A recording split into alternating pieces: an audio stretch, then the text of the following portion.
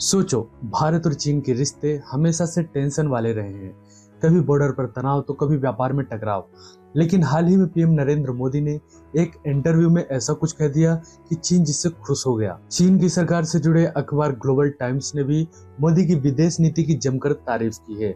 आखिर मोदी ने ऐसा क्या कह दिया, चलिए डिटेल में जानते हैं। भारत के प्रधानमंत्री नरेंद्र मोदी ने हाल ही में अमेरिकी artificial intelligence researchers Lex Fridman को एक लंबा इंटरव्यू दिया था। तकरीबन 3 घंटे की इस बातचीत में मोदी ने कई बड़े मुद्दों पर खुलकर बात की है। भारत की विदेश नीति, भारत चीन रिश्ते, अमेरिका और यहाँ तक कि डोनाल्ड ट्रंप पर भी बात की है। इस इंटरव्यू में मोदी ने चीन को लेकर जो बातें कही वो बीजिंग को काफी पसंद आई। चीनी सरकार से जुड़े अखबार ग्लोबल टाइम्स में एक चीनी एक्सपर्ट ने पीएम मोदी की विदेश नीति की तारीफ की है और कहा है कि भारत चीन के रिश्तों को मजबूत करने की उनकी बात काफी सकारात्मक है। पीएम मोदी ने अपने इंटरव्यू में साफ कहा है कि भारत और चीन को आपसी मतभेदों को भूलकर रिश्ते बेहतर करने पर ध्यान देना चाहिए। उन्होंने कहा है कि टकराव की बजाय दोनों देशों के बीच हेल्दी कंपटीशन होना चाहिए। उनका मानना है कि भारत और चीन के बीच जो पुराने तनाव रहे हैं, उनके बावजूद दोनों देशों को मिलकर आगे बढ़ना चाहिए। चीनी एक्सपर्ट्स को मोदी की यह सोच काफी पसंद आई। ग्लोबल टाइम्स के मुताबिक सिंधुआ यूनिवर्सिटी के एक बड़े रिसर्चर कियान फेंग ने कहा है कि पीएम मोदी की यह सोच भारत चीन रिश्तों को स्थिर और मजबूत बनाने में काफी मदद कर सकती है।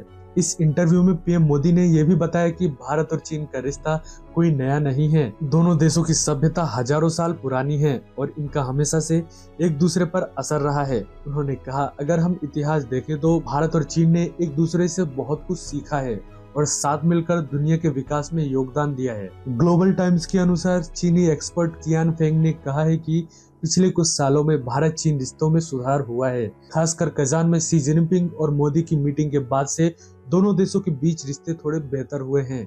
कियांग फेंग का कहना है कि भारत चीन के बीच सीमा विवाद अब स्थिर हो चुका है, लेकिन इसे पूरी तरह से सुलझाने में समय लगेगा। इसके लिए दोनों देशों को मिलकर डिप्लोमेटिक स्तर पर और कोशिशें करनी होंगी। चीनी एक्सपर्ट्स मान रहे हैं कि अब भारत और चीन के रिश्ते आगे बढ़ सकते हैं, लेकिन यह एक लंबी प्रक्रिया होगी।